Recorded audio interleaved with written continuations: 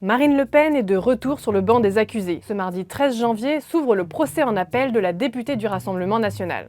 L'étape de la dernière chance qui conditionne son avenir politique et notamment ses ambitions présidentielles. En première instance, Marine Le Pen a été reconnue coupable de détournement de fonds publics dans le cadre de l'affaire des assistants parlementaires européens du Front National.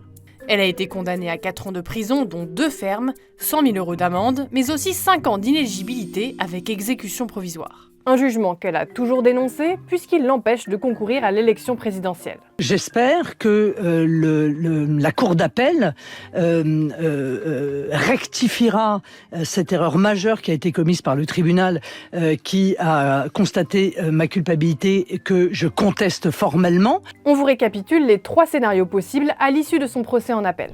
D'abord, l'option la plus optimiste pour Marine Le Pen, la relaxe. Si la Cour d'appel juge que l'ancienne présidente du Rassemblement national est innocente des faits qui lui sont reprochés, alors l'affaire ne restera qu'un mauvais souvenir pour Marine Le Pen, qui pourra se présenter sans obstacle à l'élection présidentielle de 2027.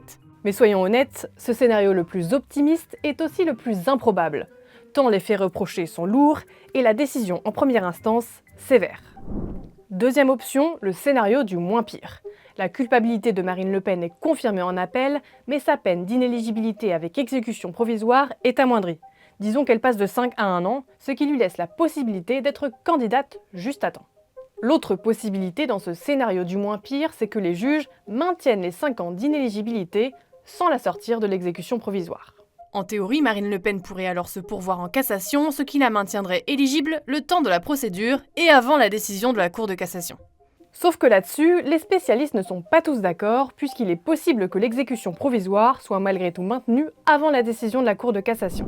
Et enfin, le scénario redouté par Marine Le Pen, une condamnation confirmée dans les mêmes termes, ou pire. Et oui, de précédentes affaires judiciaires concernant des politiques ont montré que la deuxième instance peut parfois être plus sévère que la première. Identique ou rehaussée, cette peine empêcherait définitivement Marine Le Pen de se présenter à toute élection dans les années à venir et achèverait de faire de Jordan Bardella l'homme présidentiable du Rassemblement national.